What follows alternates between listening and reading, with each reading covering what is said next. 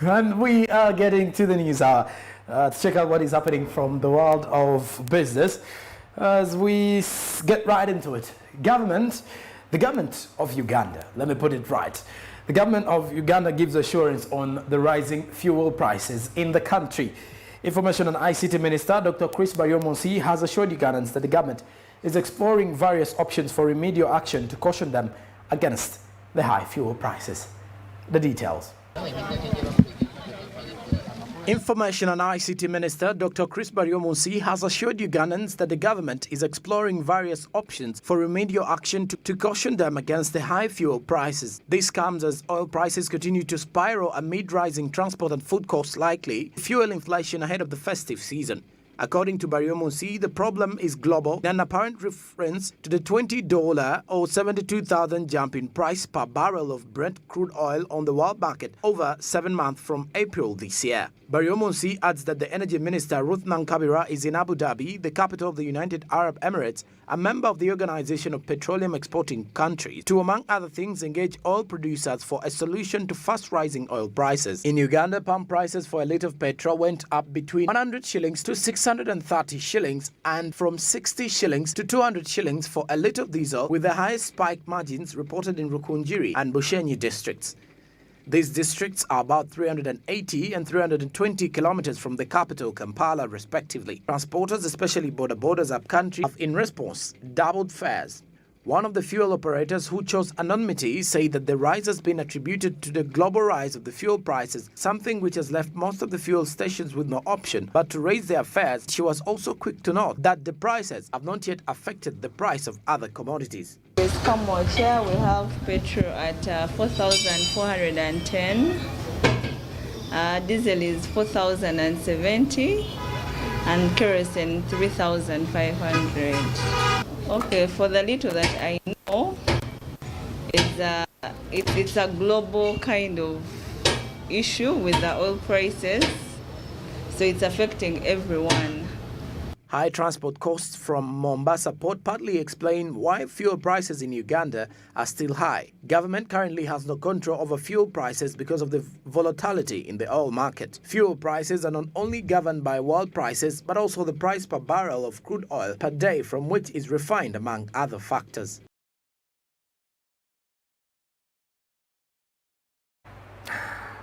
Okay. The Information and ICT Minister, Dr. Chris Baryomunsi, has assured the Ugandans that the government is exploring various options for remedial action to caution them against the high fuel prices. This comes after oil prices continue to spiral amid the rising prices that you're seeing. Different gas filling stations are actually having different prices as well, which means that we are in a situation where most probably every other business out there is going to be affected because of this. And through the situation, you can only see that the government has limited control over the fuel prices that are rising.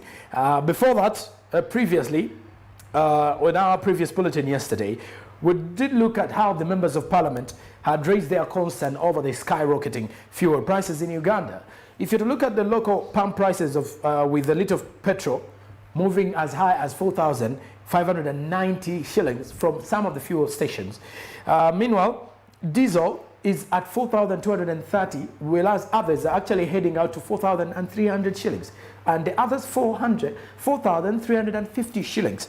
And government introduced an exercise duty of 100 shillings on each litre of petrol and diesel. Let's break this down a little bit. As the Energy Minister Ruth Nankabira recently said that the government cannot regulate the fuel prices because it's a free market economy, saying that the prices in the country are determined by the forces of demand and supply, and as well as what is happening on the world market. So you can easily tell that that is why the government has limited control over these prices. Japan is said to have approached the Organization of the Petroleum Exporting Countries and their partners, requesting them for more oil production. Therefore, members of parliament have raised their concern over the skyrocketing fuel prices in Uganda. And by Thursday last week, if you look at it, diesel was going at as high as 4,230 per litre. The highest prices were recorded at Total filling stations in around Kampala, with most of them selling petrol at between 4,380 to 4,590. And there was also another picture where you could actually see that a litre of petrol went to 4,330. That of diesel went to 4,350. So with that, the government has come out to assure Ugandans on the rising fuel prices. But Omosi added that the Energy Minister Ruth Mankabira is in Abu Dhabi, the capital of the United Arab Emirates, a member of the Organization of Petroleum Exporting Countries, to, among other things, engage the various oil producers for a solution to the fast rising oil prices. In Uganda, pump prices for a litre of petrol are actually raising up between 40 shillings to 50 shillings. Some stations are actually adding 100, 200 or 300 shillings also. And even other high spike margins were reported in Rukunjiri and Bushenyi districts. These districts are even very far away from the capital.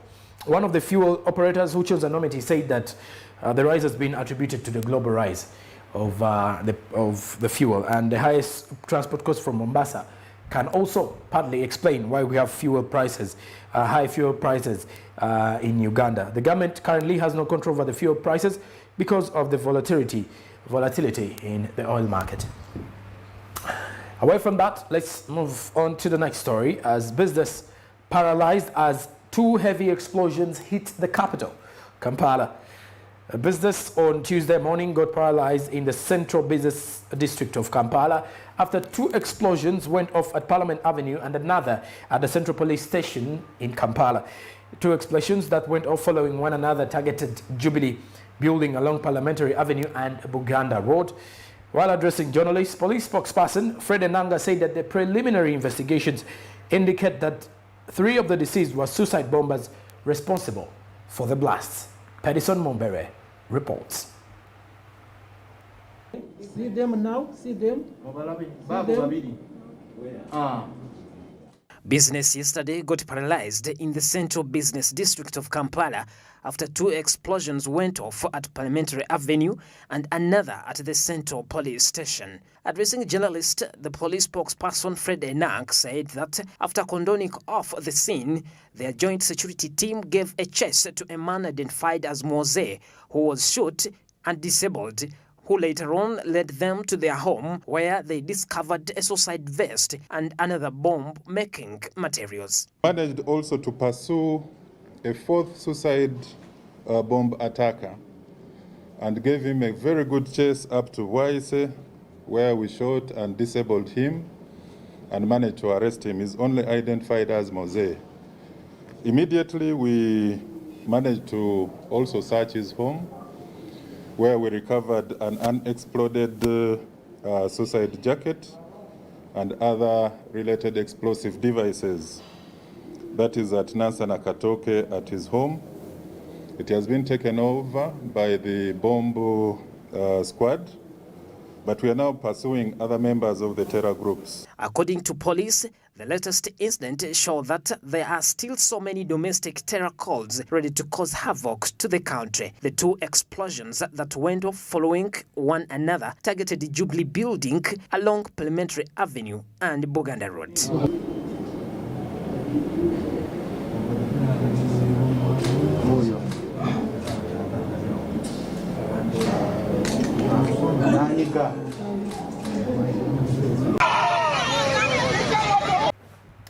And we are back from there. So if you look at some of these incidents that actually created a very big scenario in the capital, I can only look at some of, I can only imagine how many businesses were really put to a halt over there. And it is sad time ahead for Uganda, most probably, because a country like ours, which is in a situation of seeing that we get our economy back to a normal setting.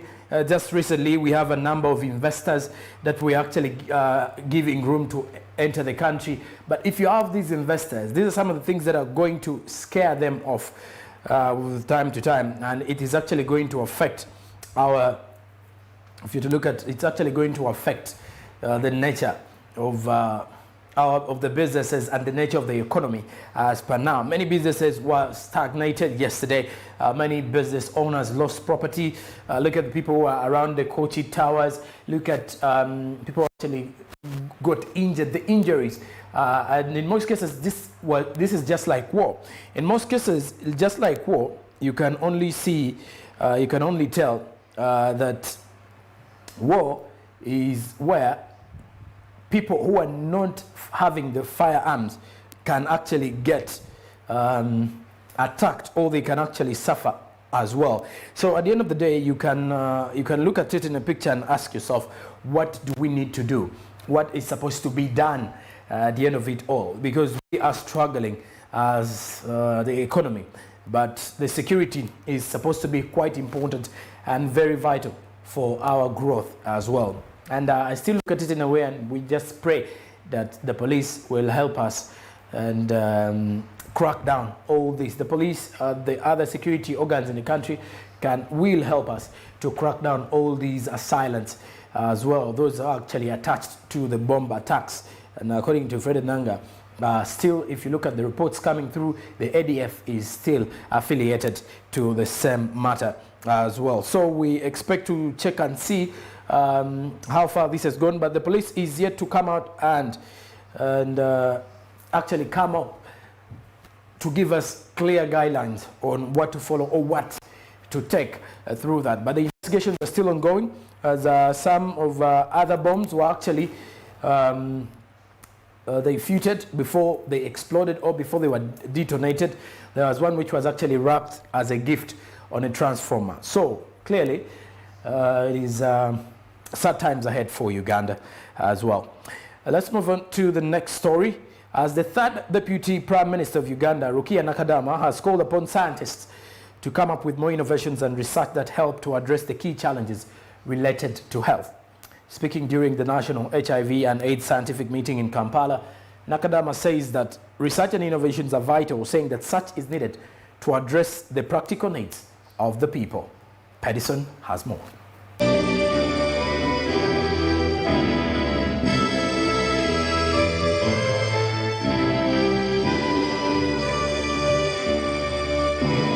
As the country moves towards the ambitious target of ending HIV and AIDS in Uganda by 2030, the President of Uganda, Yoweri Kaguta Museveni, launched a drive in June 2019 called the Presidential Fast Track Objectives, with the aim of prioritizing testing and treating as well as elimination of mother-to-child HIV transmission. The third Deputy Prime Minister of Uganda, Rukia Nakadama, has also called upon scientists to come up with more innovations and research that help to address the key challenges related to health. Speaking during the National HIV and AIDS Scientific Meeting in Kampala, Nakadama said that research and innovations are vital, saying that such is needed to address the practical needs of the citizens.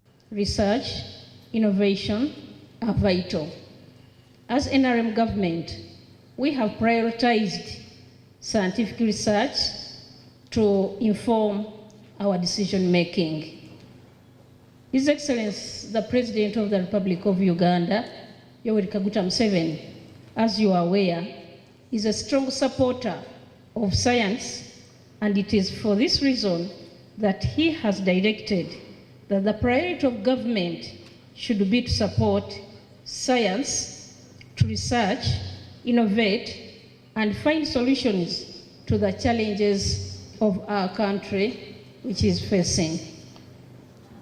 I therefore would like to call upon our sons to come up with more innovations and researches that help address the key challenges facing the country in areas of health. I would like to salute our sons who continue to make us proud. We've seen suboptimal coverage of prevention services. Structural barriers continue to persist, stigma, GBV, and some of the laws. Retention in care, I've already highlighted that as a problem, and capacity gaps, both amongst the CSOs and government entities, including the issue of coordination, missing data, we've already spoken about that. And on one side of our slide are the things that we need to do. We need to have a renewed focus on children and adolescents. We need to address the structural barriers. We need to enhance the differentiated approach. Nakadama says that Uganda has made a good progress in combating the HIV and AIDS epidemic with a reduction in new infections, HIV prevalence and AIDS-related mortality over the past 10 years. The president, as you know, was the vision bearer in the fight against HIV/AIDS from the earliest days. He led from the front, creating awareness about the dangers of the disease and warning Ugandans to be careful with their lives. He rallied all the stakeholders and created maximum advocacy to improve the HIV awareness among the communities in Uganda, which worked up to date.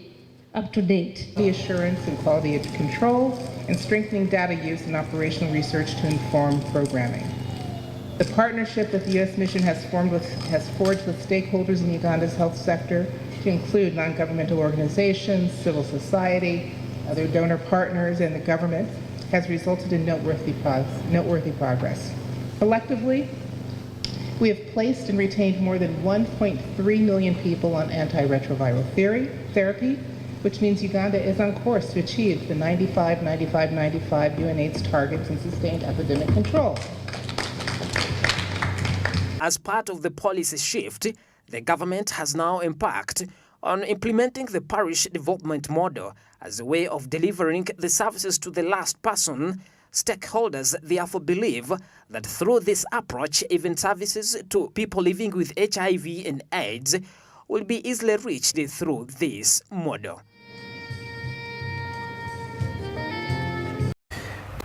On the 1st of December, we shall be commemorating the International AIDS Day.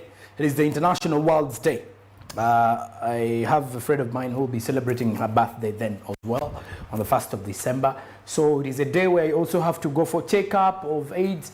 It is following the 2019 agenda that was raised by President Yoweri Kaguta Museveni, with an agenda that is looking at eliminating AIDS transmission in Uganda by 2030. And it starts with you, me, and any other person. And if you look at the primary preventive measures that we've had of AIDS, there is the ABC, abstaining. If you can't abstain, be faithful to your partner. If you're in marriage, or even if you're dating, courtship, then if you cannot abstain or be faithful, you can at least use condoms. Very vital for you to actually prevent that. I'm not putting in anything. I'm not calling for sexual immorality or so, but these are some good narratives.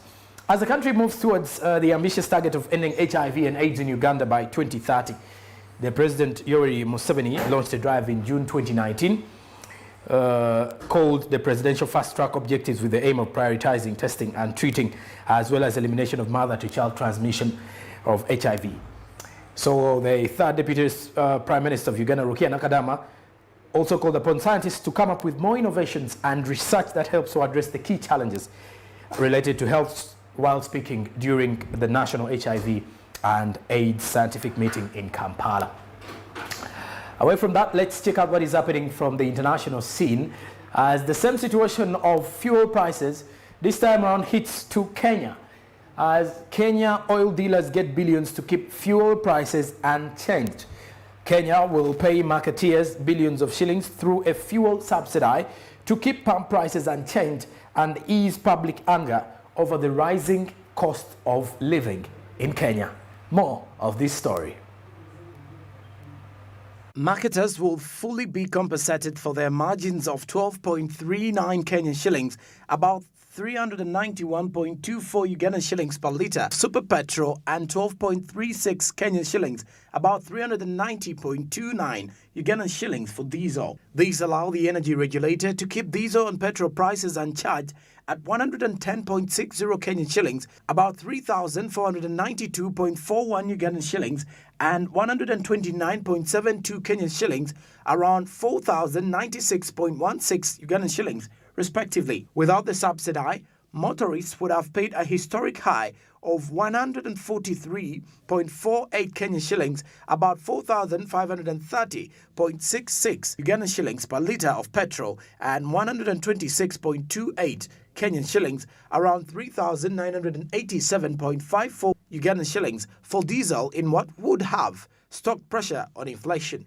Despite the increase in the landed cost, the applicable pump prices for this cycle have been maintained as the ones in the previous cycle. The government will use the Petroleum Development Levy to caution consumers from the otherwise high prices. The energy regulator last month reinstated the fuel subsidy after State House intervention, cutting monthly pump prices lasted to yesterday for the first time since June. The Treasury earlier revealed that it had exhausted 31 billion shillings set aside to subsidize fuel after it diverted 18.1 billion shillings to support standard gauge railway operations under Chinese operators. Policy makers and politicians are taking notice of the online campaigns by ordinary Kenyans concerned about reduced cash flow, employment opportunities, and rising costs of living as campaigning for next year's election gathers pace. The subsidized scheme is supported by billions of shillings raised from fuel consumers through the Petroleum Development Levy, which was increased to 5.40 shillings a litre in July last year from 0.40 Kenyan shillings, representing 1,250% rise. The fund is meant to caution consumers from volatility in fuel prices, but has also seen motorists lose out when paying the 5.40 Kenyan shillings for a litre at the pump. Oil prices hit $82.87 a barrel last week, a Reuters report showed, pointing to more pain at the pump given the current prices are based on $69.73 per barrel for October. And the subsidized scheme is supported by billions of shillings raised from fuel consumers through the Petroleum Development Levy, which was increased to 5.040 a litre in July last year from 0.40 Kenyan shillings, representing a 1,250 shilling percent rise. The fund is meant to caution consumers from volatility in fuel prices, but has also seen motorists lose out when paying 5.40 for a litre at the pump. Away from that, let's head to the United States as Biden signs once in a generation $1 trillion infrastructure bill into law. The US president signed into law a $1.2 trillion spending bill, marking a legislative achievement for his administration. As of course, before we actually head into that story, what you need to know about this is when we say marking a legislative achievement for his administration, for the last few weeks he has actually been facing various criticism against his administration. So let's take a look at this. Bill is a once-in-a-generation infrastructure measure. The legislation pledges $550 billion in new federal expenditure over the next 8 years to upgrade highways, roads and bridges, and to modernize city transit system and passenger rail networks. It also sets aside funding for clean drinking water, high-speed internet, a nationwide network for electric vehicle charging points. It is the largest federal investment in the country's infrastructure for decades. The law will be financed in several ways, including unspent emergency relief funds from the COVID pandemic, new taxes on cryptocurrency and other smaller sources. The other bill, known as the Build Back Better Act, still faces an uncertain future in Congress. Progressive Democrats had hoped to pass that bill alongside the infrastructure package, but faced resistance from moderates who asked that the Congressional Budget Office, the CBO, first release a forecast of how much it will add to the national debt. Earlier this month, Biden denied that the Democrats' shock loss in gubernatorial race in Virginia was a verdict on his presidency, but acknowledged that it would have been helpful for Congress to have passed the infrastructure and spending bills ahead of the vote. His explanation came amid rising discontent among voters over the party's struggle to pass major legislation, despite controlling both chambers of Congress, albeit narrowly. And away from the fact that the president, Joe Biden, has been having issues with the media, not only in the United States, but overseas, and also his vice president, Kamala Harris. There was a time when some news was reporting that Kamala Harris has got one issue when you're actually asking her questions, and the question seems to be too hard for her to answer, she will laugh off and then you get off track and forget about the question normally. So the two have actually been greatly criticized highly because of their poor administration, rated as a poor administration, and recorded to be one of the worst in the United States. However, so this is actually going to be seen as an achievement for the administration of the Joe Biden administration. All right, and still with the news hour from the international scene, let's check out what is happening from the world. Still from there, let's head to Kenya, as Kenya postpones Uganda trip to resolve sugar and milk standoff. Kenya postponed a trade mission to Uganda to resolve the sugar and milk import standoff, which was supposed to be for November, now till December this year, amid jitters on whether the two countries are ready to find a lasting solution to the impasse. More of the details. Principal Secretary State Department of Livestock Harry Kimtai said that the November meeting will not take place as planned as the Kenya Dairy Board was not ready. The officials are visiting Uganda on a verification meeting in a bid to resolve the standoff between Nairobi and Kampala for milk and sugar exports to Kenya. The visit is to verify claims that sugar and milk imported from the landlord neighbor originates from third-party countries, claim Kampala denies. Ugandan High Commissioner to Kenya and the Socialist Hassan Maswa Galiwango last month in Nairobi said Uganda is supposed to export milk to Kenya, but there is a problem that will be resolved soon. We have invited the government of Kenya to send a delegation to inspect Uganda milk factories to ascertain Uganda's capacity to produce excess. Kenya and Uganda have in the past year been embroiled in serious feuds over several products including sugar, milk and poultry products. The trade delegation to Kampala comes at a time when Uganda has been allowed to access the Zambian market, giving them an alternative for their commodity. The Pearl Dairies, makers of Lato milk, secured annual supplies of milk to Zambia after the company suffered major losses when Kenya stopped exports of its products in 2019. The farm is the largest processor of milk in Uganda with a daily capacity of 800,000 litres. Its brand was popular in Kenya and retailed at a lower cost when compared with the local ones. Zambia blocked Kenyan milk from accessing its market 13 years ago over standard issues, and Nairobi, through its High Commission office in Lusaka, has over the years been frantically fighting to access that market in vain.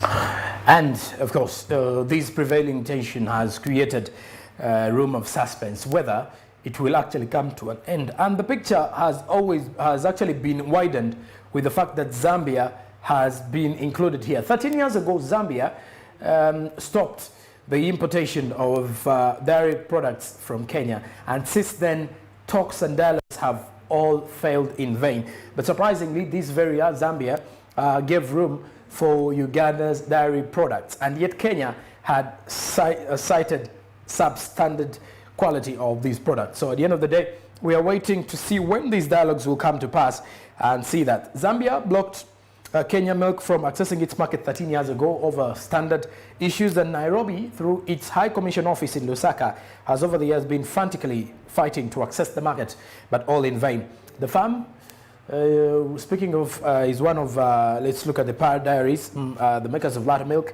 secured annual supplies of milk to Zambia after the company suffered major losses when Kenya stopped exports of its products in 2019. All right, that is what we had for you from the world of the news hour. When I do return, we head into our book review from Reason as the World is Masterpiece, as written by Hamis Chigundu. Stick around.